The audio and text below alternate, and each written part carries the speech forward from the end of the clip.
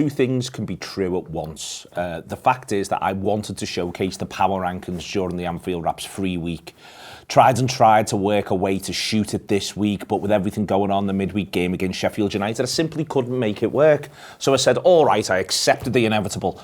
And we filmed it between the games against Manchester City and Lask. And it was meant to go out last week, I promise you it was. But because the power rankings are so goddamn powerful, it's a huge file to export, and time just sort of slipped around a little bit, and the machines upstairs were just absolutely screeching under the weight and the power of these rankings that we couldn't quite get it together to put it out last week. So I thought, you know what, let's sit on it and go from there. For those of you who've never seen the show, we rank the players in a few different ways and then have overall rankings. It's meant to be simultaneously really rather camp and at the same time quite serious and hopefully a bit of fun, which, you know, feels really rather Anfield Wrap as far as I'm concerned. So I love the show to pieces. We've done 3 of them so far over the course of this campaign. So whilst, since this was recorded, Liverpool have indeed played 3 games, only one really, the match against Fulham, would have a massive knock-on effect. And even that, Trent Alexander-Arnold had already grabbed the big wow moment with his goal against Manchester City. So we'll do this about once every 2 months or so. If you were to subscribe to the Anfield Wrap, I think it is worth the admission price alone. It is the power rankings. Let's go.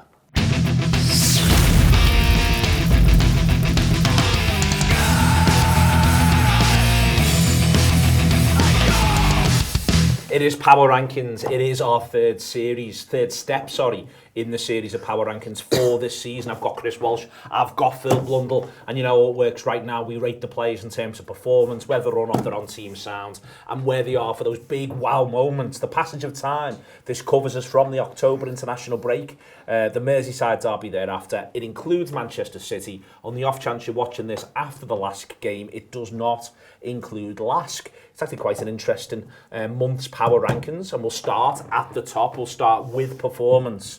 And this is one of the reasons why it's a really interesting set of final scores, starting with performance, Phil. Third place, Trent Alexander-Arnold. Maybe a bit of recency bias around Trent. Second place, Mo Salah. But top of the pops, top of the pile is Virgil van Dijk. And it's very much felt like Virgil has not put a foot wrong. I gave him 10 on performance, by the way. I gave 9. Yeah, I think I might be harsh on that, actually, thinking about it. Well, I ummed and ahed, and the only reason why I was going to give him 9, not 10, was because he hadn't scored. Because he couldn't have done any more in the period. That's how good I think Virgil's been. Yeah, it looks like sort of 2019, 2020, that kind of period, Van Dijk again. There was obviously the injury. When he was out with the injury, there's a lot of, he won't come back straight away if he comes back at all. And he's very much now in a position where it's like, this just looks like the same fella. And like I got a bit scared the other day when I looked at it. I thought, he's 33 in the summer. And then I was like, so? Like, he doesn't look any different than he did at 28, 29. So, unless he's not got quite as many miles on the clock as a lot of players of the same age. I made this point on it. I think I made this point on a post-match pint earlier this season and ended up riling the Scottish Premier League and the Dutch Eredivisie. But ultimately, he didn't play top-level football until he was 24, 25, really. Even international football, he wasn't having summers taken out of it to go to championships like a lot of these players are at this age, And then you look at Thiago Silva at Chelsea. Now I know he did some, should we say, interesting things on the weekend against Newcastle, but he's still thereabouts, and he's still been doing things to a reasonable level of confidence. And there's no reason why he's not got a long time in him if he carries on like this, because he's been absolutely excellent. I think there was Nottingham Forest, I think, was probably the best of his performances over this period, I think, where he was just, everything looked effortless. He doesn't sprint, doesn't get his shorts dirty. He's just, it's faultless, it's effortless, it's clean, it's just everything you want from a centre-back. He's excellent against City as well. Matip is more attention grabby against City. But it was interesting, Virgil was doing a bit of the ball carrying as well, looking to ping it. Both Liverpool centre-halves play really, really well, Kris. I think he's won this one by a mile. A lot of these numbers are very close in the round, including the overall rankings. 1 to 12 are all pretty close together, and they all move by small degrees with small numbers in there. But Virgil wins this one by a distance. Everyone's given him at least 9. As I said, I gave him 10. He's been that good. Yeah, I gave him 9 as well. I think the distribution's a really good point. I think there's a ball that he plays in the last home game where he absolutely pings it about 60 yards, and you're like, wow, that's the Virgil van Dijk that we know, the one that can really spring a counter-attack. Thiago Silva's a really interesting comparison. I actually think we kind of started to see a little bit of a transition. I'm not saying he's slower. I'm not saying that he's not the same player that he was when he was Corral and Son and Kane on that 2-on-1 against Tottenham in 2019 at Anfield. But I think he's maybe taken a little step back in terms of position-wise and wants to win these battles now. And I think there was a little bit of times, maybe last season, when you were a bit like, not that he'd ever be bullied, but it felt like that maybe you could get at him a little bit if the circumstances weren't right. What's happening now is that he's re-established himself as the best defender in the Premier League, one of the best in Europe. I think it's brilliant that we're in the Europa League this season to give him that rest as well. We don't have to worry about burning him out. I think someone like Gerald Quansah coming through is really helpful for that as well. Just rest those legs when we need it. He looks every inch of the 2019-2020 pre-injury Van Dijk. As I say, not necessarily slower. I just think we're going to start to see. I think what he looks like to me, Kris, now is he now looks to me like he's the same player he would have been if the injury had never happened. That's what I mean. So I think there is probably just a little downgrade in terms, especially the pace, not the other aspects of physicality, but maybe just a little bit because he is going to be 33 next summer. But to me, he now looks like if that injury had never happened and this was the trajectory, it would be the same trajectory. That's what I'm saying. Absolutely, and I think he could go 5 more years. I think that's why Thiago Silva's an interesting one, because I think he will mould himself eventually into that 38-year-old, still got the class, still got the ability on the ball, still got that recovery pace if he needs it. I couldn't agree more. I think when I was putting these scores together, I was surprised actually about how he got a 9, and I think there was a couple of 8s. I nearly give him a 10 because I just think he's been imperious so far. We'll move on to team sounds, Kris. First, Luis Diaz. Second, Virgil van Dijk. Second, Jurgen Klopp. Third, Virgil van Dijk.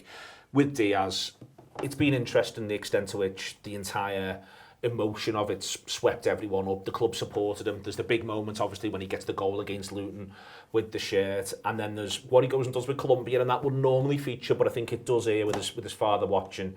He's interesting because he's a footballer I don't think I've ever heard speak, full stop. But the way in which he's conducted himself through this period, I think, has spoke volumes to everybody. No, absolutely. I mean, how can you possibly even fathom what you were doing in his position? And what his friends and family would do, and I think the way that he's conducted himself, and I think that's partly why Klopp's number 2. I think the way that the club have sort of rallied around him, the way they've spoken publicly as well, has been fantastic. And I think with Diaz, he's 27 years of age. He's younger than all 3 of us, not to give away any state secrets, but he's younger than all 3 of us substantially, I think. And he's in a different country where he doesn't speak the language very well, and 1,000 miles that way, something's going on that is just incomprehensible. And I think the way that he's obviously clearly done this in his way as well. I was a little bit concerned when he came back in the sense of, how soon is too soon? The idea that he would be training and playing football when this is still going on, just, completely baffled me at the time. But then you watch sort of the Luton game, and then obviously he reveals the shirt, and then he sends out the statement afterwards. It was clear that was the catharsis that he needed, and almost really sort of give him that distraction, even if it was just for 90 minutes, even if it was when he was at Kirby the days previous. And I mean, just the way that a young person who is in an alien environment still. I know he's lived here for, nearly 2 years now, but still in an alien environment. His parents still lived over there. That's how alien it was. He's not really surrounded by many of his friends and family. The way that he conducted himself and the way that he has been since, he's just been I think it's been quite emotional. I think it's been really sort of humbling to see the way that he's been. And yeah, the picture of his dad in the away end, fantastic. We know a couple of lads who were sort of next to him, and his dad's taking selfies with them. And you know what? I think it's easy to be glib about it. Camera must crease me. Exactly. It's brilliant because this could have been so bad. And don't get me wrong, it was bad. And God knows what he went through and what he's having to deal with, both his father and all of his family and loved ones, but you know, it's a happy ending, and it's great to see. That the manager's second and the captain's third, I think, on this one. Again, it was tight. So many of these votes were tight because I think things feel... Just because they're all sound, isn't well, it? It's because they're all sound, and it's also because things feel pretty good at the minute, but that's why I think it's interesting if the manager second and the captain third. It does, you know, appear to be a lot of togetherness. I'm stunned by bits and pieces of the post-City reaction from both sets of players to an extent, but, you know, the real sort of sense that Liverpool feel as though we wish we'd have played a bit better because we could have won there. Not the idea of we've got ourselves a good point, we move on. I think it speaks volumes for what's going on behind the scenes. And the manager, and I think we at times, I think, overstate all managers' impacts. The manager creates the weather, but you get the impression there's what Jurgen Klopp's doing, and there's what Virgil van Dijk's doing with his teammates. And they're perhaps two slightly different things, and that's a good thing, not a bad thing. Yeah. That the manager's going about it one way, but the players are having their own conversations. And I think you're getting that sense with the way in which the players speak publicly versus the way in which the manager does. Yeah, I think there's a huge belief and attitude thing. And I think the key thing about what we really did in the summer is that we kept the manager, kept the goalkeeper, kept Trent, Van Dijk, Robertson, Salah, and yeah, basically that's the core, isn't it? Really, I feel like I've missed someone here, and I'm going to have to look through here. But no, that's the core of what I meant is those players basically. Those players were at the forefront of it 3-4 years ago, and if they believe, that must give everybody else a huge level of confidence and belief, because if they're looking at it and going, good here, you know, they'll be going, well, hang on. And when these were good before, that's what they think we're capable of. So, you know, you get the likes of Gravenberch, you get the likes of McAllister, you get the likes of... But even then Jota comes into things and he goes, well, I remember this from the other year. Yeah. And it carries you forward so much, and there's so much good stuff coming out, like, outwardly as well. Like, I don't know if you've seen it, but Van Dijk in the mix zone, talking, and someone asked him about Trent. The video lasts about a minute and a half, and he's like, you know, Trent had a hard time today, and he's like, well, everyone has a hard time against Doku, but he's good and he dealt with him well, and he went on like a sort of minute and a half, and I know he's building someone up who's one of the leaders anyway. He's the vice captain, obviously he doesn't necessarily need leading up, but it's showing you that there's a massive level of togetherness, massive amount of belief with each other. And yeah, don't be glib about this. And that we talked so much last season about, that felt like a really thing that they just weren't doing. Yeah. Like the amount of games where it looked like they just wanted to knock each other out. We haven't seen that this season. There's no evidence we're going to see it, and it's just so different. Like, I don't remember 2 seasons, and like the end of one and the start. Not quite the end, but you know. I know what you mean. You know what I mean? Just changed so much. I don't remember it happening, positively or negatively, either way around. It just makes you feel so positive about things, because we all know that this is not the end of everything. This is the start of something. You know, for example, talking about the year 1. Well, year 3 of Jurgen Klopp, we get to a Champions League final. We also get beat 4-1 at Tottenham. Yeah.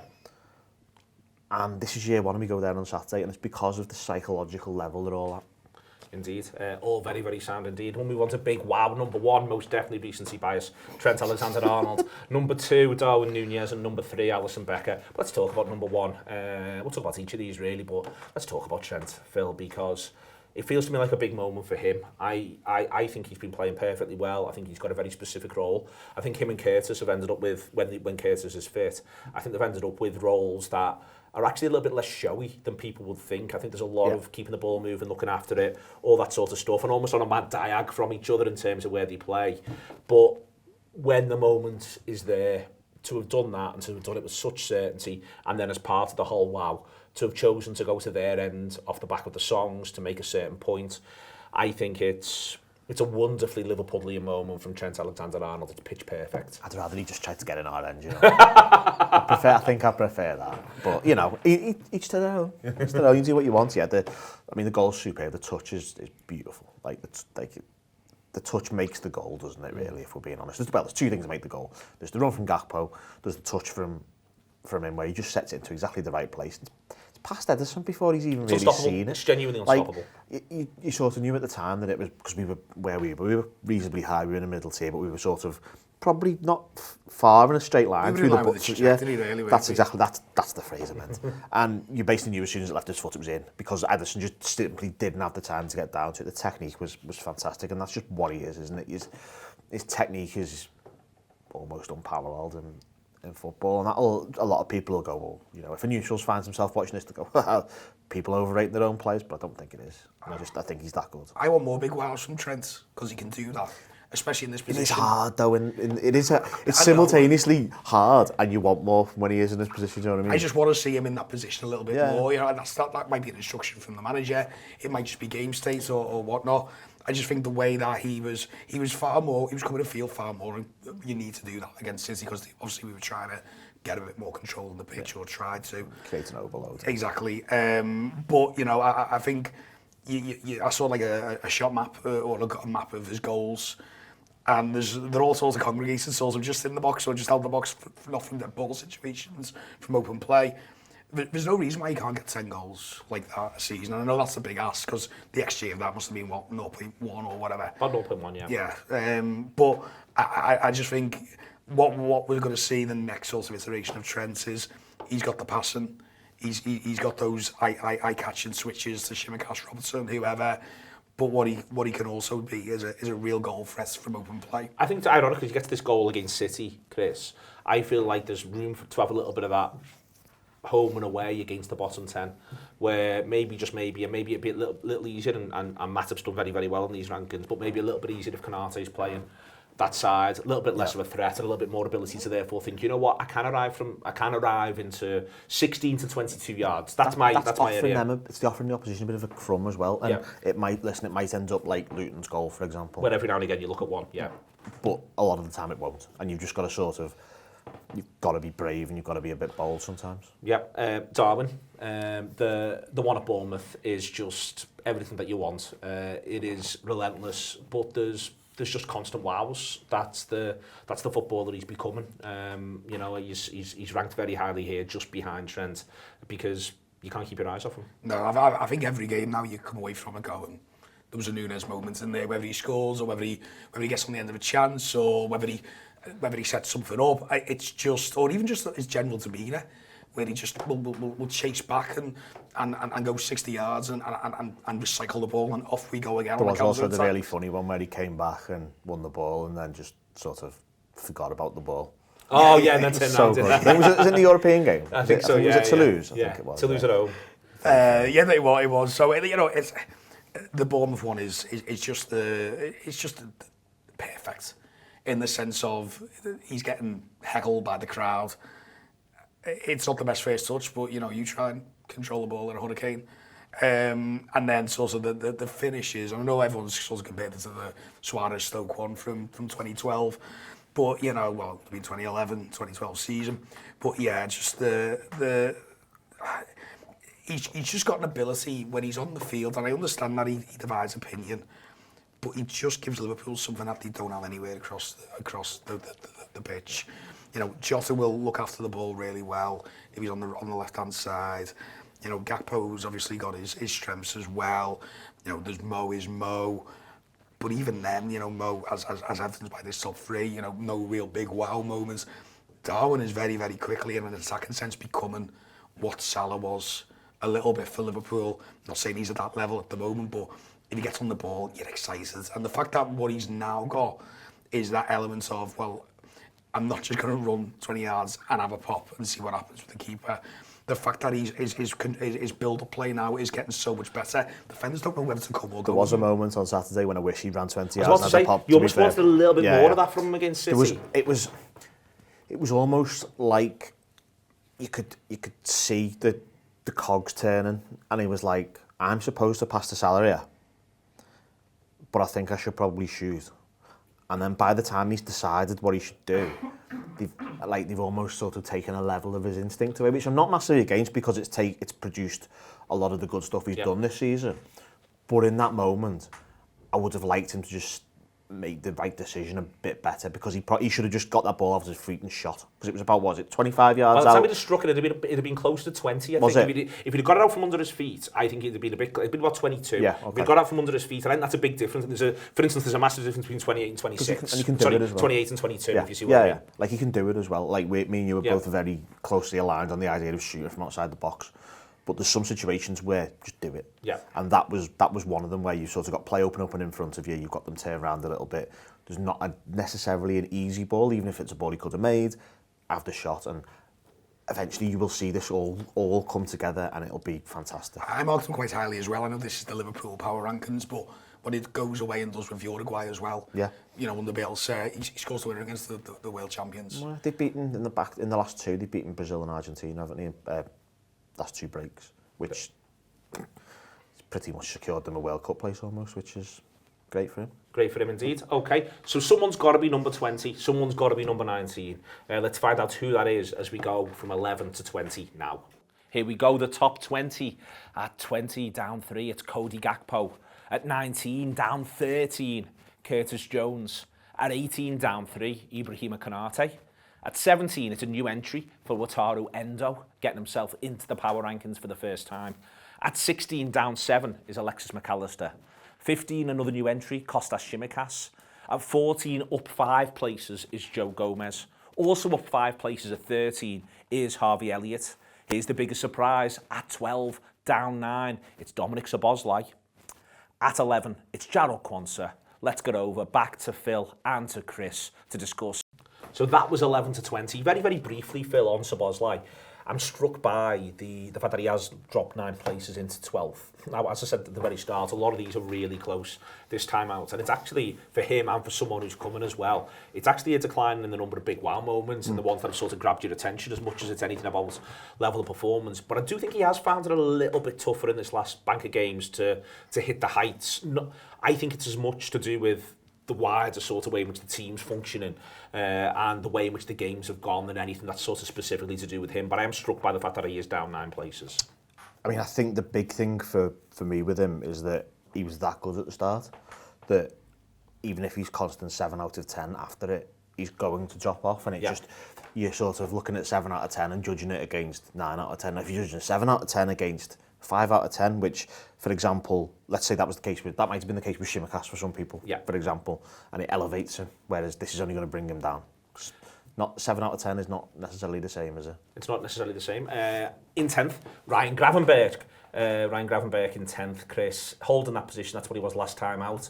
Capable of wow moments, but also I think he's still just enjoying his football massively. Yeah, I almost feel like he hasn't got a defined role at the minute. You know, we play him in midfield sometimes, and he'll be on the left-hand side as an 8, he'll be on the right-hand side as an 8.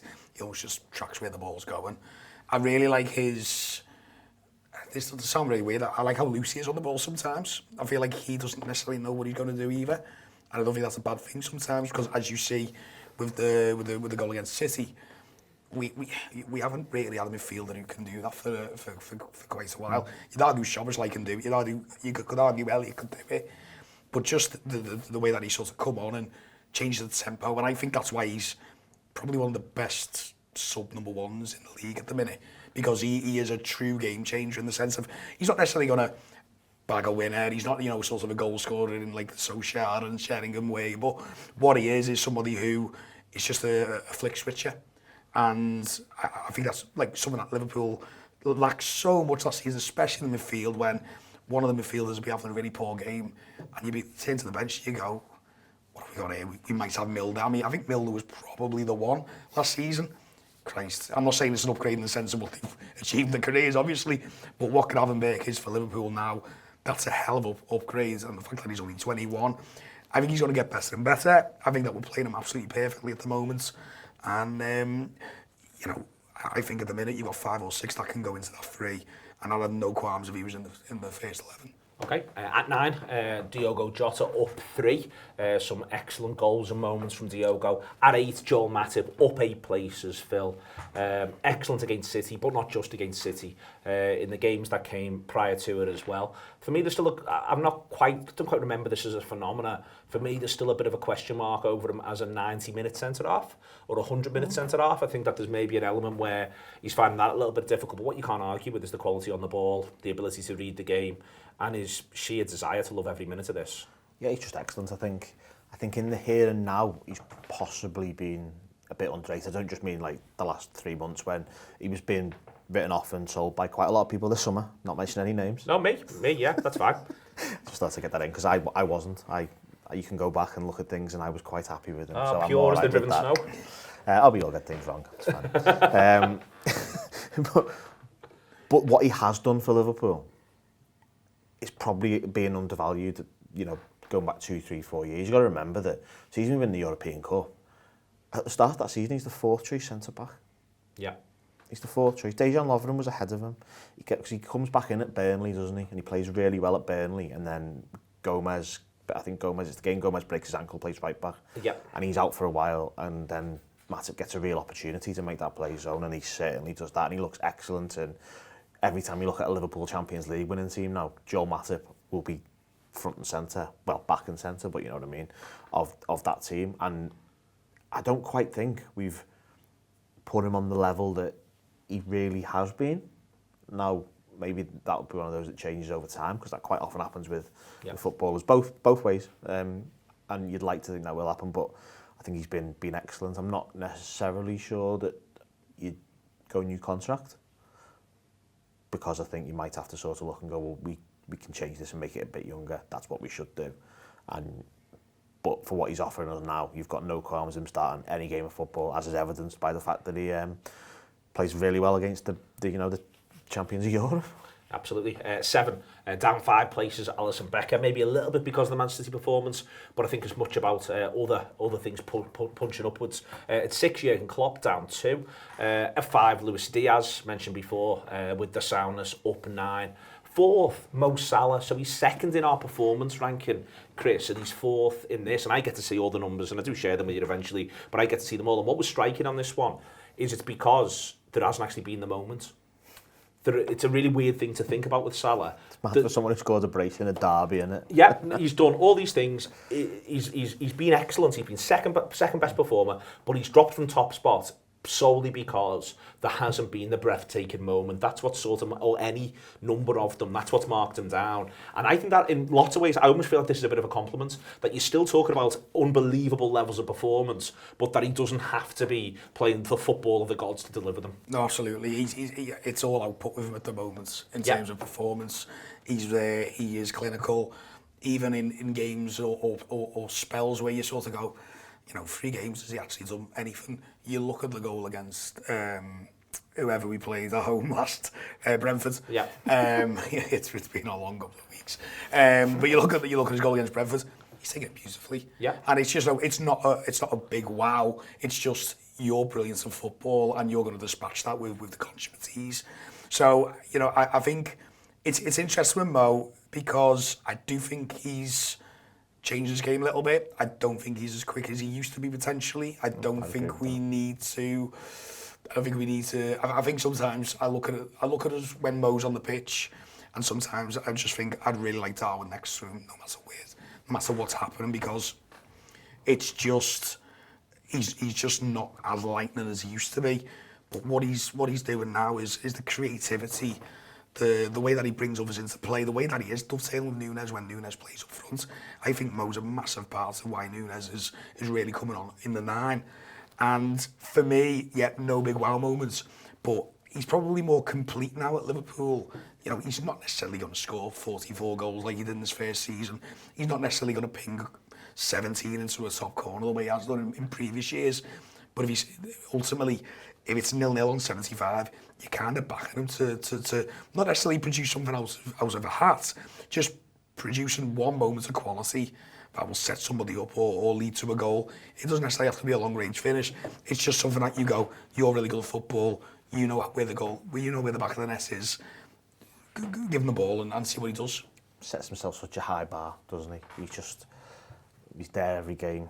He's producing every game. There might not necessarily be a goal, but you'd be surprised if he didn't create a chance. Like, I know it's not a real difficult thing to do, but he's awarded an assist for that goal on Saturday. It's not a particularly complex. But I think it's a little bit about the player he is now. In that Absolutely. I saw a really interesting series of things about the way in which he now dribbles, which is he dribbles not necessarily to beat the man, but to put enough doubt in the man's mind so it makes him a yard and a half of space to then be able to play the ball.